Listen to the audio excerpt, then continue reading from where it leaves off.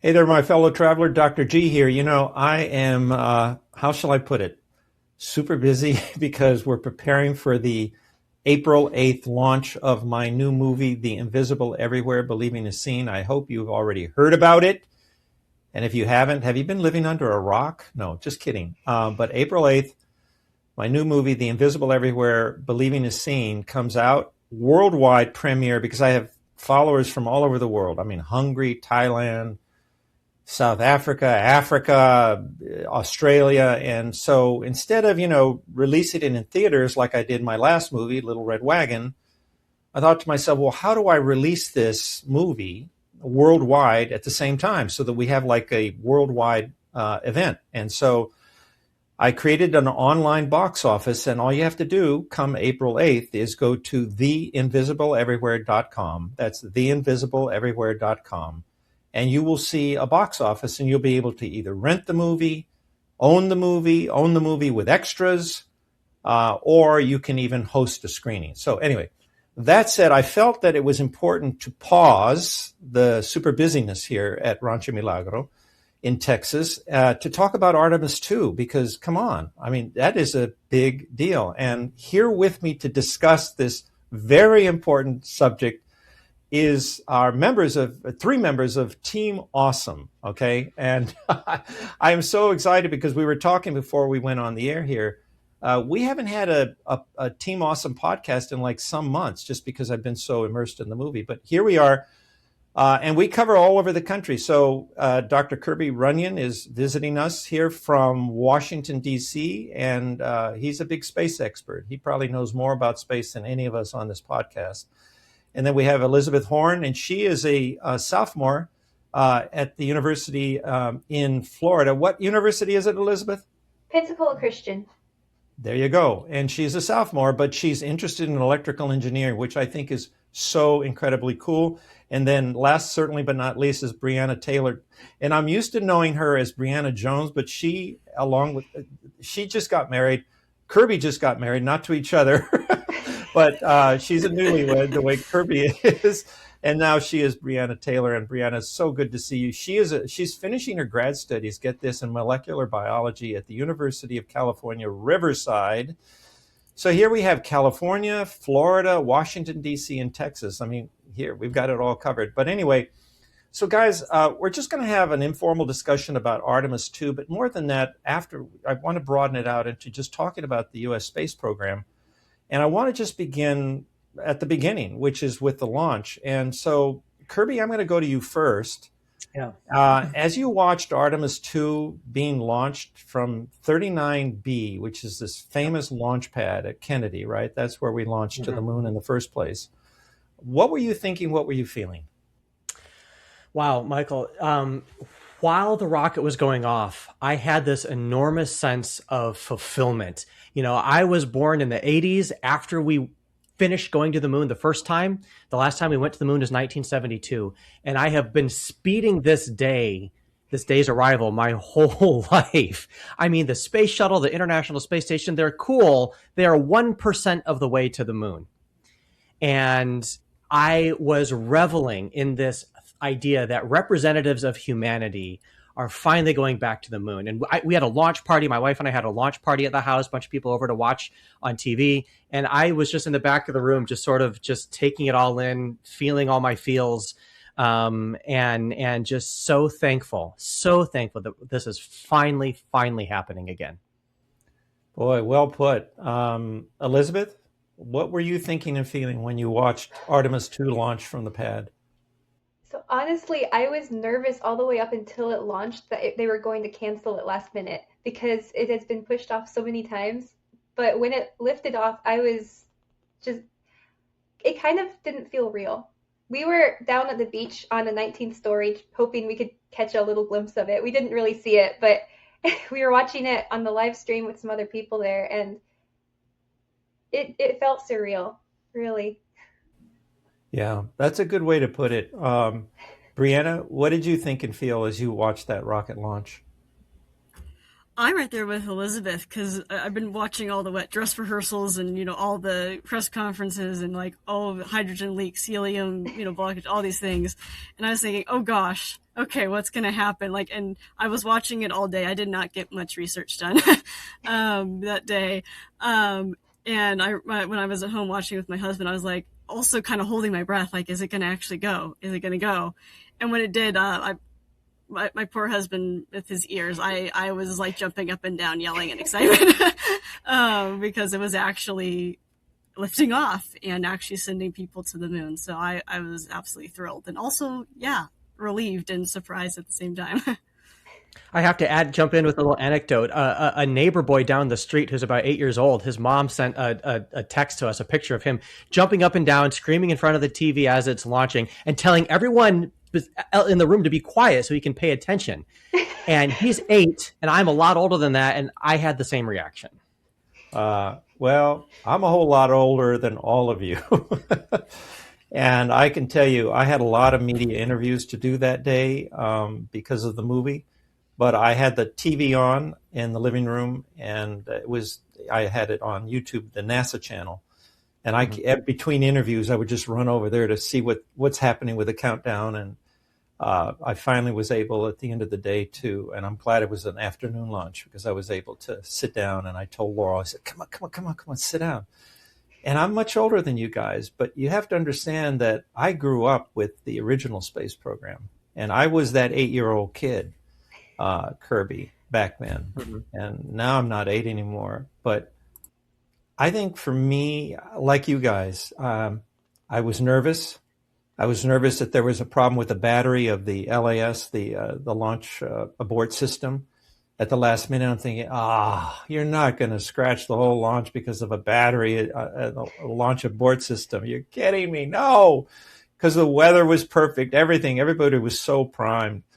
But I'll tell you the moment that I think there are two moments for me in any launch, and this one especially, is that really sends chills up my spine, is when the flight director does the final polling. And you just, I'm going to get choked up. I don't know why it affects me so emotionally. But you hear all those goes, go, go, go. And then the moment when you just see those gigantic engines just igniting, and it's just a power that you can't even imagine. And then this thing just starts lifting off. I'm sorry, guys. For you young people, it's in many ways it's a new experience, and that's why I wanted to talk to you about it, is I wanted to see it through fresh eyes. But I have so much of my life invested in this. I grew up with the space program. I was inspired by it as a young man. When I was hired at ABC News to be their science editor, I actually succeeded Eugene Cernan, who was the last man on the moon. Eugene Cernan was the science editor at ABC News before I was hired. He was let go, not for any bad reason. He was just, I think he was busy doing other things, and they hired me to replace him. And so I got to actually know Gene Cernan very well, and Wally Schirra, a lot of the old timers. And I really got to love these guys. I remember watching when John Glenn, the old man, I think he was in his 80s, wasn't he, Kirby? When he launched he was in his late 70s. Late 70s. Yeah. Okay, he was an old guy, and he got a chance to ride on the Challenger, and the space shuttle, yeah. Exactly, the space shuttle. And Laurel and I were invited to go to that part of the Kennedy Space Center that's the closest you can get to the launch pad. It's only VIPs are allowed there. And I was still at ABC News, so I was covering the launch. But I interviewed Wally, I interviewed Eugene Cernan. We have a picture here at the house of Laurel, me, Wally, and Gene. And so I guess all the emotions just well up in me. So I was just like, even after it launched, I'm like, I remember, and I don't want to have a downer here, but I was still teaching at Harvard, but I was also doing news reports for WCVB, which was the local TV affiliate, ABC affiliate in Boston. This was before I was hired by ABC News, the network, right? And the Challenger lifted off that morning. And I remember being in my apartment. I only had a little apartment at that time. And I remember watching it launch, and this was the teacher program. So Krista McAuliffe was on board. She was the first teacher. This was the part of where NASA had the intention of inviting civilians to join the astronauts, and she was the first civilian, a teacher from New Hampshire, and she was in there. So there was a lot of interest in the flight, and I was going to do that night a report on it for WCVB Evening News. And I'm sitting in my apartment watching the launch. Everything is going fine. It lifts off. It's beautiful. You see the big contrail going up. And I'll be honest with you, and it's really creepy, but I thought to myself, what if this thing were to ever blow up? I just had this, call it whatever you want, but it was a beautiful launch. But I had this thing come into my mind. I wonder what would happen if it would blow up. And do you know, seconds later it blew up? I'll never forget that. Wow. And of course, I was called in to the station immediately, and I was there all day covering this thing live. So I think that's also part of the emotion, that even after this Artemis II launched, and I was just filled with emotion, I flashed back on that. And even when I see that contrail, I'll never be able to see a contrail again without thinking of Challenger, because it was just a beautiful contrail, and then all of a sudden, phew. And I remember the camera cutting away to the look on Krista's mother's face, and she was just, it was the picture of horror. And people were like, what just happened? What just happened? So anyway, I didn't mean to bring the whole discussion down. The fact is it lifted off. It's on its way. It's left Earth orbit. It's now on its way to the moon. And it's going to take how long, Kirby? Fill us in now on how many days will it be? Go ahead. Yeah, 4 days there to the moon, 4 days back. And they're not orbiting the moon. They're not landing on the moon. This is a test flight, but they're flying around the backside of the moon using the moon's gravity to change the trajectory of the direction of their trajectory to send them back to Earth. And so yesterday evening, they had what was called the TLI burn, the Translunar Injection Burn. And if you've, and I may be referencing the movie Apollo 13 a lot, the 1995 movie about events that happened in 1970. Yeah. And there's this great line in the movie where you hear one of the mission controllers say, "TLI is on the money." And so we had TLI was on the money last night.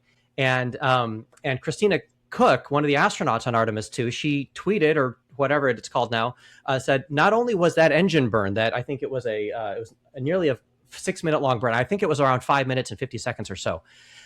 She said, not only was that our rocket burn to send us out of Earth orbit towards the moon, but that's also our deorbit or re-entry burn. Because the moon's gravity is going to send them back to Earth and into the atmosphere to splash down in the Pacific Ocean without any more engine burns. The spacecraft is what's called a free return trajectory, meaning that you get to return to Earth, quote unquote, for free. And so with the way that's set up, they're just going to spend from now until April 10th on the way to and from the moon. And then for 6 hours, they'll be on the far side of the moon. They're going to be seeing the whole globe of the moon. They're very high altitude over the moon. The Apollo missions skimmed over the surface just a few hundred miles up. They're a few thousand miles above the surface of the moon when they get there on April 6th. And so they're going to see the whole globe from the North Pole to the South Pole. And even though we have photographs of the entire moon's surface taken from orbit, mostly from NASA's Lunar Reconnaissance Orbiter that I use for my research, for the first time, their human eyes are going to see certain landforms. I'm particularly interested in them seeing for the first time the moon's target practice, the moon's bullseye. There's literally a bullseye-shaped impact basin made when a giant asteroid struck. And this basin is 960 kilometers in diameter, almost 600 miles in diameter. And there's various parts of it that are flooded with lava. And there's actually concentric mountain rings going out from the middle to the crater rim. So it does look like a bullseye. And the sun has just risen on that part of the moon. And in 3 days, they're going to see that. So that's kind of the overall timeline that we've got. And then at the end of that, they're going to have a press conference from 250,000 miles away back to Earth, answering questions about what they saw on the moon. So really That's so excited. awesome. And the fact that the sun is just rising, Kirby, will that mean that the shadows are very pronounced, I would imagine? It would bring out the relief in the moon's surface, right? That's right. Yeah. When the sun is just shining on the moon, that's when you've got, or just rising or just about to set. That's when you, just like here on Earth, that's when the shadows are the longest. And it's easiest to see the topography, the highs and the lows, the craters, the mountains. And when the sun is shining straight down, that's actually the worst time to try to see that. So what this means for sky watchers back on Earth is a full moon, when you can't see any shadows on the moon, is actually kind of the worst time to look at the moon through a telescope, because all you see are very subtle variations in lightness and darkness on the moon, but you don't see the shadowed relief that allows you to see the shape of the craters or the mountains or the lava channels that are called rills. So they're going to be seeing some really phenomenal topography around the Oriental Basin. So, Elizabeth, what do you think of Kirby? Just listening, I mean, your enthusiasm and your passion comes across, and I think it's a beautiful thing. But Elizabeth, what do you? I mean, isn't it incredible? Just be honest. Just be honest. I admire him. Yeah. Everything you're saying is like really fascinating, and I am by far not an expert on any of this, but I love seeing the moon. I have this giant nerdy pair of binoculars that I have sat and tried to get pictures of the moon with my phone, which is it's a difficult process. But what you were explaining about the sun emphasizing different craters, I can see that in the pictures I've taken. I've done some during lunar eclipses, and you can see the details on the moon way more than when it's a full moon. Yeah. So, really Elizabeth, I mean, your interest is in electrical engineering, but it's clear that you love. Am I right to say? I mean, you're into astronomy. Just where did you get this interest in science? Does it come from your parents, or is it just from you? Where does that come from? I was homeschooled, and my parents had a philosophy that they would give us the love of learning and then the resources to learn on our own. So I really think that they accomplished that. I am fascinated by engineering, physics, and astronomy, and pretty much anything. So, we homeschooled our son part of the time. In retrospect, I wish we would have homeschooled him all the time. I think that we can do another podcast, and maybe we should, about homeschooling. Let's do that in the near future. But you're just such a bright light, and it's just so wonderful to see that you do have a love of learning. And it's so sad to me when kids are in the classroom and they're being talked to, and they may be interested and they may not be interested. But for your parents, God bless them, and bravo to them for creating within you just a love of learning. We did that with our son as well. He just loves to learn. Even now, he just loves to learn. But thank you, because I had the same reaction to Kirby. I just love it. I love his interest. When I was a kid, I had posters of all the different rockets, and I memorized all the astronauts' names and all their vital statistics. I could tell you the propulsion thrust of every engine, and I have to say I love the Redstone rocket. I don't know if you guys remember, but Redstone was the one they used for the Mercury program. I just thought, the proportions are just beautiful, but my favorite rocket, I have to say, is the Saturn V. However, after the launch of Artemis II, I'm looking at that rocket, and I'm looking at its profile with its side thrusters, and I'm thinking, this may give Saturn V a run for its money. Brianna, she's not a bad-looking rocket. Huh? She's not a bad-looking rocket. No, she's not. I worried about the side thrusters again because I hearkened back to the shuttle and that accident, but I have to get past that. But Brianna, you were saying to me before we went on the air that you've been watching all the press conferences and all that, and yet you're in molecular. You're kind of like Elizabeth. She's an EE, but you're in molecular genetics. And tell me, what's your interest in all of this? Where does that come from? Oh, since I was a little kid. As a little kid, I remember I had I grew up during the shuttle era, so I had like my room, I had like an inflatable space shuttle. Like I had like stars and planets all over my ceiling. I still do to this day as an adult. And so I was always fascinated by astronomy as a kid. And so that kind of, I mean, especially during college and stuff, getting busy, you know, I didn't have as much time. And I mean, in a PhD program, you don't have a ton of time, but it's different. So I kind of, in the last year or so, I was able to get back into it and enjoy kind of learning. You know, I was like, oh, I've always watched these rocket launches. And then I was like, my scientist brain's like, I need to know how this works. So then I started watching all these videos about all the different rocket engines and open cycles and closed cycles and all these things. And I was like, you know, watching all the different launches and stuff. So getting to see this was very special, and just knowing how long it's taken to get here. And just the significance of being able to, like, for our generation, to get to see a kind of a first, you know, going back to the moon in 50 years, and just that incredible experience of getting to see that firsthand in a way. So I wonder, and with modern cameras. What's that? And with modern cameras and stuff, like that's the fact that we get live views. You know, you can go online and see live views of Orion and what's going on. You know, that's phenomenal. Yeah, that's even new for me. We didn't have that in the original space program. We didn't have that kind of those kinds of cameras, and Musk, especially with his stuff, the camera work is unbelievable. I'm gonna just throw this out to you guys, and you know, just whoever speaks up. But ever since I was a kid, and the space program happening, people would there are always cynics. And there are always people saying, well, you know, we have people starving on Earth, and, you know, we have all these problems. Why are we spending billions of dollars, you know, sending people to the moon? How do you guys react to that? Can I take a stab at that? Yeah. It's and this is a Christian podcast, right? We can bring faith into this. Yeah. Absolutely. You know, we have to do both. We have to fight for justice on Earth, and we have to explore the universe with both robots and, I believe, humans. And just very pragmatically, this is a good line if you talk to Congress about it. The food stamp program, the SNAP food benefits for under-resourced people, that's around $80 billion per year. NASA's budget's around $25 billion per year. So we're already, just from that simple metric, spending way more money helping to feed the poor than we are spending on space. Now, I would say that even from a Christian perspective, we are more fully exercising our divine mandate, going back to Genesis, to be stewards of creation, to understand, catalog what's there in creation. How can you steward something if you don't know it exists or don't know anything about it? So really the whole scientific enterprise, not just space exploration, but all of science, really is us acting out our divine mandate to be stewards of creation, of the natural world, whether it's molecular biology or understanding how electrons travel through wires, or sending astronauts around the moon.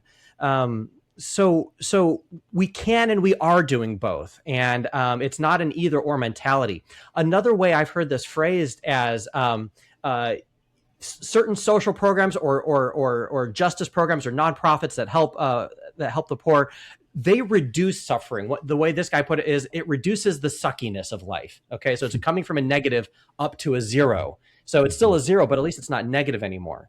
But there's other really positive things we can do in life that are a net positive, that increase the awesome. So we can reduce the suck and we can increase the awesome.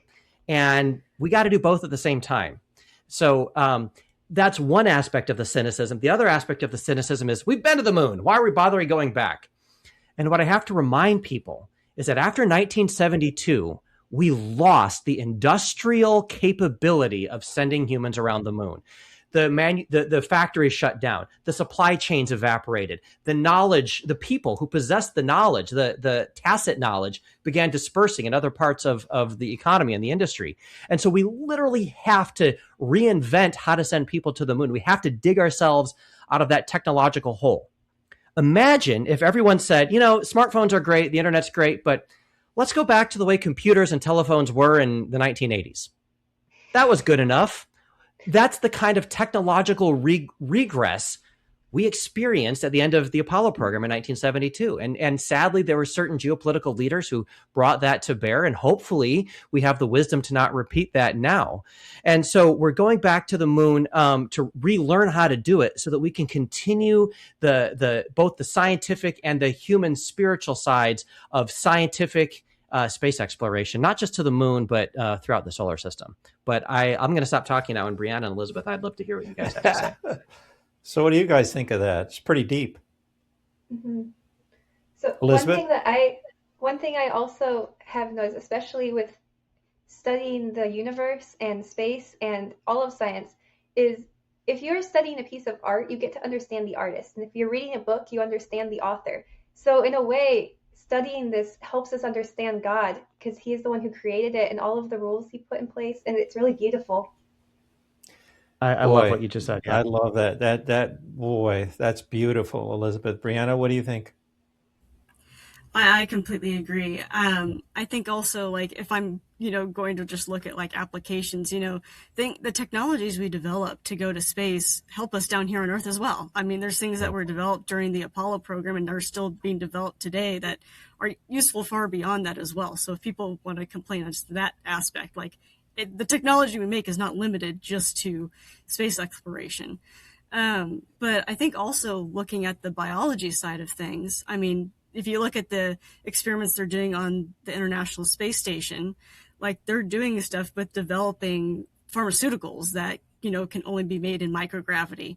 And there's several companies, which I've been looking into more as I'm, looking at hopefully graduating sometime in the near future, that are making, compounds that are able to crystallize better in microgravity than they are here, down on the surface. So I think there's a lot of ways that this can be applied that certainly helps people, like, very practically, as well as, the spiritual, emotional side of it, of just the sheer excitement of discovery, which is, I think, something that's inherent in all of us as humans. Like, we want to learn and discover the world that God has made. So I think, like, I mean, just for a very specific example, like, I haven't had the greatest week. I've had a lot of experiments failing. That doesn't make you feel very good, but like this whole Artemis mission has made my week so much better. If you want to look at it on a very small scale, that like for the next 10 days, even though all my experiments may be failing and things aren't great, and I watch my graduation date, move further and further away, I have something exciting that I can look forward to and see. Like, it helps you have a bigger perspective. Look outside of yourself and see, like, there's so many other things going on, and see how God's working. So I don't know that. No, I think it's I love what you all said, and I think it's beautiful. I think there is that practical side. You're right. And I did a Substack essay some months ago about all the benefits we have accrued from the space technology, medical benefits, that are keeping people alive, that are saving lives, right? So we have on the one side very practical, but as Kirby was saying, and as Elizabeth was saying, there's also the kind of the spiritual side, because we're not just Darwinian creatures, we're divine creatures. We have the Spirit of God within us. And I love that what Elizabeth said is that, if you want to know about the Creator, you study the creation. I find science as a form of worship. And I think of Jesus' words when he said, man does not live by bread alone. And if you think about that, we need more than that. Like, you had a rough week, Brianna, but this helped lift your spirits. It's kind of like what Kirby said, you can either remove the suck or you can add the awesome, right? From life, because life can be hard. Life can beat you down. I talk to my Gen Z son, when he's having a hard day, maybe he's not making as many tips as he was hoping on being a trail guide, or whatever. Or maybe, he's struggling in a class somewhere. And I just say, I know life is not for the faint of heart. And so I think these are moments like the Artemis launch where God is saying, cheer up. There is something more than what you find here on earth. Life on earth can be tough. Jesus said that. Here you will have trials and tribulations. But I think just sensing, as you said, Brianna, that there's something more than just us, our lives, our hard lives sometimes, or just more than what the earth itself offers us. I just love that the points all you made. I love Kirby's idea also that being stewards of creation means, being stewards of creation. Creation doesn't end at the atmosphere. Right. God's creation extends into the beyond the even beyond the observable universe. That's a whole nother podcast we could do. So thank you. Those were all very and my fellow traveler, as you're watching this thing, you can see why I call these young people Team Awesome. I'm just so proud of each of them. Each of them are just starting off in their life. I'm in the fourth quarter of my life. I'm healthy. I hope to be around for some while. But these young people, for me, just give me hope. Just like that Artemis launch, just listening to you guys, watching you, seeing what you're doing in school, just gives me a whole lot of hope. I think you're a blessing to anybody who sees and hears you. So let's move on a little bit beyond Artemis, because as you say, this is kind of a dress rehearsal for when I guess next year we will send Artemis III. And there, Kirby, correct me if I'm wrong, are we actually landing on the moon, or are we just going to orbit? Right. So Artemis 3 has been realigned. Really what happened is what was going to be Artemis 3 has become Artemis 4. And a new mission is the new Artemis 3 that's just going to orbit Earth, but it's going to test out the rendezvous and docking capabilities between the Orion crew capsule and one or two of the lunar landers that are being developed by both Elon Musk's SpaceX and by Jeff Bezos' Blue Origin. Both companies are in a contract to build human landing systems. And just like the Apollo 9 mission in 1969 tested out the command and service module in Earth orbit and tested out the docking and rendezvous and separation and flying around of the lunar module, basically Artemis 3 is going to be a rehashing of Apollo 9, but with completely new technology. So It is fascinating as an engineering test flight. It's less exciting as a scientific exploration flight, but it's laying the necessary foundation for Artemis 4 in 2028, which will attempt the first human landing since 1972. Okay. So there's a lot of technology. Next year, we're going to just orbit the moon. Is that what you're saying? Not orbit the moon, orbit Earth. Oh, but we're going to rehearse the moves that we're going to do around the moon. Correct. down the line. We're going to rehearse all the spacecraft, what's called proxops, proximity operations, docking, rendezvous, firing the rocket engine of the lander in Earth orbit, testing everything in Earth orbit so that if something goes wrong, you can get back to Earth really quick in a matter of less than 2 hours in low Earth orbit. NASA Administrator Jared Isaacman, one fault that he's found with the current Artemis architecture is that we're not launching the SLS rocket frequently enough. We literally forget how to use it in between the 3 to 4 years between launches. So he's committing to launching the rocket at least once a year and preferably more often than that to retain that capability. That worries me a little bit too. Am I right that those side boosters were jettisoned? I mean, they're not recyclable. Correct. This is the space shuttle solid rocket boosters from which these are derived were recoverable, refurbishable, and reflyable.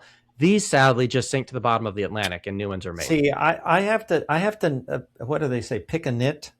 Sure. I want to nitpick here. I mean, because I'm 4 hours Rancho Milagro, where I'm sitting at now in northern Texas. We're in the DFW area, right? We're about a 4-hour drive from Musk's space headquarters. I think he calls it Star City, Starbase. Yeah, Starbase. And I know that area very well. It's near Brownsville. I know that Brownsville area. I mean, he's just transforming that whole area of Texas. Yep. And when I watch his thing, I mean, coming back and the capture with the big arms and all that, I'm thinking, wow, that is the future. Yeah. And the one thing that I'm kind of disappointed in with the Artemis II, and again, I don't want to be a Debbie Downer here, but I'm just being honest with you. I just feel like if we're going to pick up where we left off from 1972, which is like so long, I was like, man, I would have thought we could get past the expendable boosters. I mean, I would have thought that we could at least, right? And Branna, you're shaking your head. Am I right or am I right?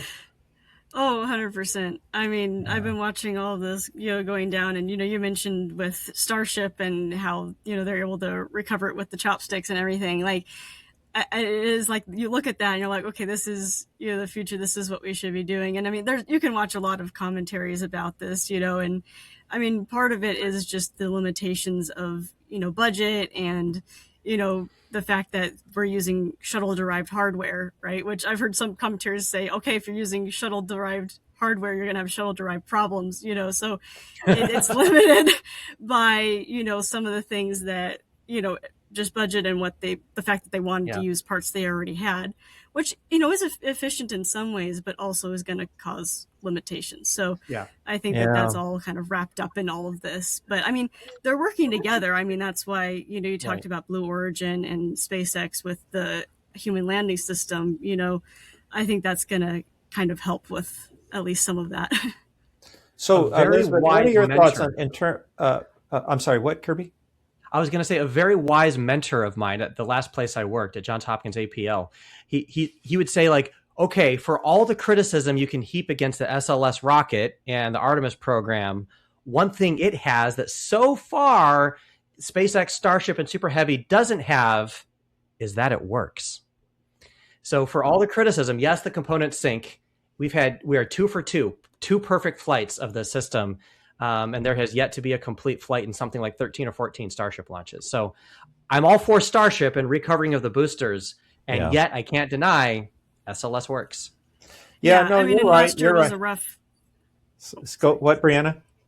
I mean, and last year was a rough year for, Starship for version 2 and stuff. So it'll be very interesting with Flight 12, hopefully in a month or two, testing version 3. That'll be very interesting to see what happens. I mean, and they both have very different ways of, engineering and making it, right? SpaceX is like, we just try and fly it as much as we can. If it blows up, but at least we have flight data, So it's just very different theories of how to build a rocket. So. Yeah. No, I agree. And Elizabeth, what are your thoughts on that? Are we building a Cadillac on like a Volkswagen chassis here with Artemis? That's actually something I was going to ask Kirby. I'm curious, do you think that the reason for the government wanting them to use the old technology is for reliability, or is it more like political? That's a great question. Certainly the reliability is part of it. We have a bunch of systems that over 135 shuttle flights worked 133 times. But another one of it is maintaining contracts with with Boeing, Lockheed Martin, Northrop Grumman. The SLS, sometimes it stands for Space Launch System. Sometimes people refer to it as the Senate Launch System.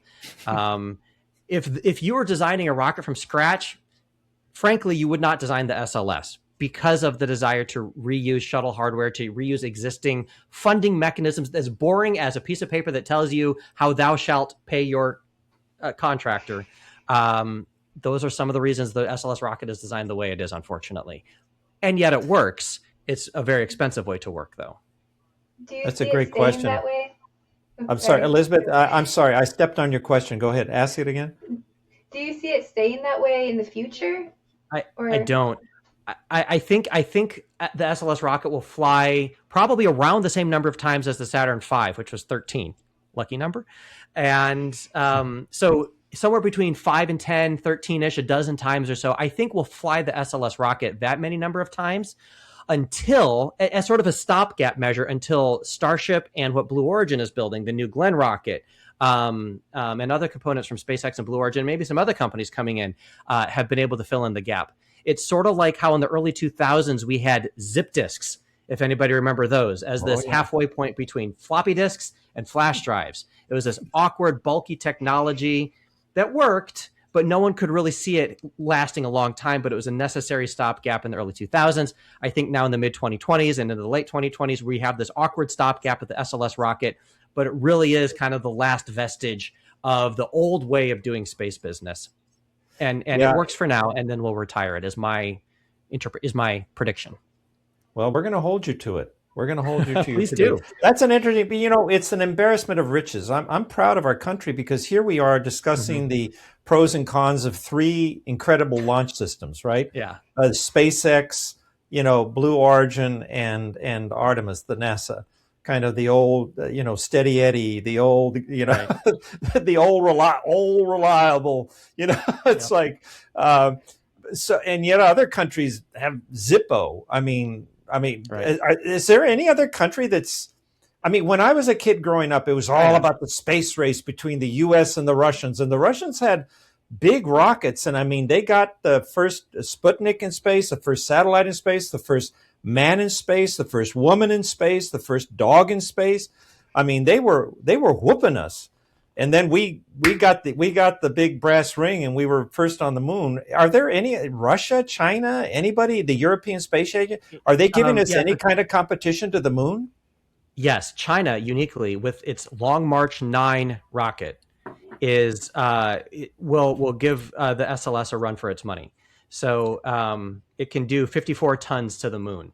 So that's pretty good. But what I'm asking, Kirby, is will it get to the moon before we do? Because you're telling us we're going to get to the moon in 2028, Lord willing. Mm-hmm. Is there any chance that China could do they have plans? Have they publicized any plans to get to the moon before we do? Later than 2030 is the Chinese plan to send Chinese astronauts to the surface of the moon. Okay. So they are a very credible competitor in this. And, before 2030 and by 2028, from the U.S. perspective, there's not a lot of margin there, especially for those of us in the aerospace industry who know that schedules slip. So it is, I would say right now we're a little bit in the lead, but China is right there breathing down our neck with getting astronauts back to the moon. Oh, Lordy, here we go again, the space race 2.0, but this time it's against the Chinese. What happened to the Russian space program? I mean, we're complaining about the fact that 50 years of the doldrums before we reignite the space program. But what happened to the Russians, man? The Russians got very complacent with using their proven and workable 1960s technology, the Soyuz rocket and Soyuz capsule, to transport 3 astronauts at a time or cargo to and from a space station, whether that was Salyut, Mir, or now the International Space Station. And they've upgraded the computers inside these things, but on the outside, they look identical as they looked in the mid-1960s. But it works. They have massive budget problems. From my read, they have massive cultural problems, corruption problems that prevents them from going forward. They've had plans on the drawing board forever for new advanced rockets, for new advanced human spacecraft, and there's never been any appreciable progress on this over decades. But the official word out of it is very, oh yeah, we're moving forward with this, and you never see anything. So I think it's a lack of money, a lack of will, and something in their culture or their people structures is preventing real progress. They're also funding this little thing called the invasion of Ukraine, and so that's siphoning off resources. And they're under sanctions by most of the West, so there's dip in economic output there. So they're not. They are like if a smaller country that we wouldn't normally think of having a robust space program. I don't know. Pick a small country in South America or Africa having its own indigenous spaceflight capability. Wow, you're doing this on a shoestring budget. So Russia is still kind of coasting on the fumes of the 60s. Impressively. Well, thank you for that. Okay, before we wrap this up, I'm going to go to each of you for your final thoughts. But fun fact, you mentioned Mir, the Russian. What was it? It was like, was it I can't remember. Was it it wasn't a space station. Mir was. It was a space station. It was, okay. It was, yeah. Fun fact, I did a Nightline where I did a live conversation with the cosmonauts at Mir. And it was boy, talk about nerve-wracking. We were talking about how nerve-wracking it is to watch Artemis lift off. Well, doing a live conversation with cosmonauts in space, and I had to learn a little Russian. But they were always cheerful people. I love the Russian people. I don't much love the Russian government, but the Russian people are just wonderful. So I feel sad for them, but I'm happy for us. All right, last thoughts, guys, and then we got to wrap it up. I was going to take us beyond it, but I think let's save that for another podcast because I want to see where Mars goes in. But let's not talk about any of that. Just let's stick with Artemis II. There they are, the 4 American astronauts. Well, no, 1 Canadian, 3 Americans, right? They're heading to the moon. There they are. Final thoughts, Kirby, from you. Yeah, I'm looking at NASA's X account, formerly Twitter, and the pictures that are starting to come back from the astronauts have been taking my breath away. I just want to describe this picture. It's taken on the nighttime side of Earth, where you see the whole Earth illuminated in moonlight from behind the spacecraft, and you can see auroras at both the North Pole and the South Pole at the same time. Take a look at this picture on NASA's X account. This is what I'm living for right now, is these sort of just take your breath away pictures. Beautiful. And you know what? I'll find that photo and I'll attach it to this podcast so people can see what you're talking about. Brianna, what are your final thoughts for now on Artemis II? We will do another podcast maybe in about a week or two, maybe when they do the press conference. But for now, sure. What are your final thoughts? I think it's like, seeing sci-fi come to life. I mean, I was watching them do the prox ops, and it was just phenomenal, the capability, and seeing all these things we've been dreaming about actually happening. Like, I'm thrilled. Like, I have a lot of hope for this, and I'm definitely going to be glued to YouTube watching all the live views for the next 10 days and watching all the press conferences. I'm very excited.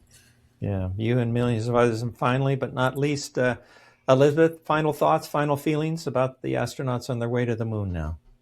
I'm just excited to keep listening and hearing what's going on, keeping an eye on it. I've been listening to the live feed from them, like pretty much anytime I get free time. So I'm excited to hear how the rest of the mission goes. Well, don't neglect your studies, and I'm sure your dad would say the same thing to you, right? Studies come first, but it's okay, I'm sure, for you to steal time away. This is an exciting time for America. As someone who lived through the first space program, this is even more exciting because you have these private companies now coming alongside NASA. For me, it was very emotional that this Artemis II launched from 39B. Decades ago, when I was a young man, I watched so many Saturn V's launch from that launch pad, legendary launch pad that was brought back from the brink of extinction. And it was just an exciting time. So yeah, I'm praying for the safety of these astronauts. I'm a little jealous. I wish I could be there. I wish I could see the moon that close and certainly peek behind the moon. But as Kirby said, vicariously, they'll keep sending those pictures. So I'll imagine that I'm in that capsule. But thank you, guys. I am so grateful to you. You lift my spirits. You are the future of our country, and our country's future is in good hands because of you all. So God bless you until the next time. And my fellow traveler listening and watching right now, thank you for joining us. And we'll have an update, okay? Let's do it after the astronauts go around the moon, all right? For now, though, God bless. Happy trails.